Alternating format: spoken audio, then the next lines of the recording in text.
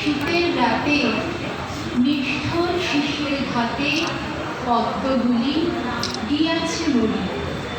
সুদাস মালির ঘরে কাননের সরোবরে একটি ফুটেছে কি করিয়া। তুলিদয় বেচিবারে গেল সে প্রাসাদ দ্বারে, মাগিল রাজার দর্শন। হেনকালে হেরি ফুল আনন্দে পুলকাকুল, পথিক কহিল একজন, অকালের পদ্ম তব আমি এটি কিনিল, কত মূল্য লইবে ইহার। মাটি কহে 1 মাসা স্বর্ণ পাব মনে আসে। পথিক চাহিল তাহাদিকে।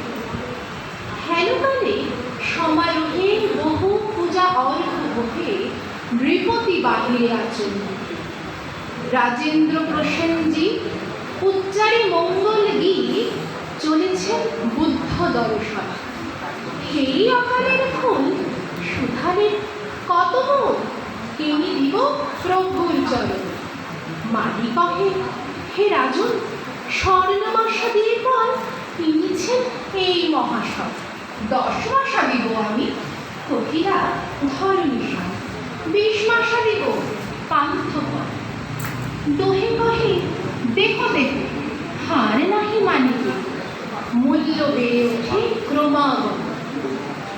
মালি ভাবে যার করে এই দোহে বিবাদ করে, তারে দিলে আরো পাবো কত।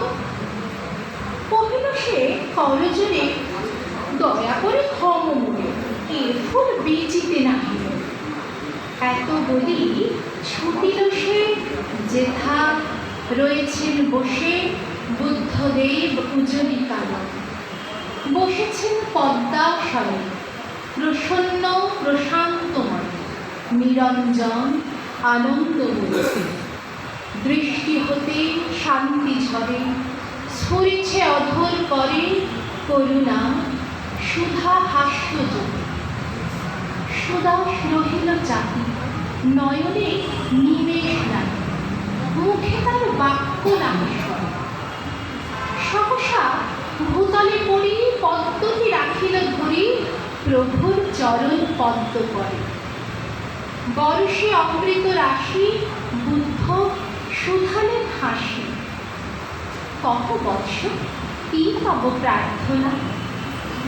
ব্যাকুল সুদাস কহে, প্রভু আর কিছু নহে, চরণে ধুলি এক কণা। নমস্কার।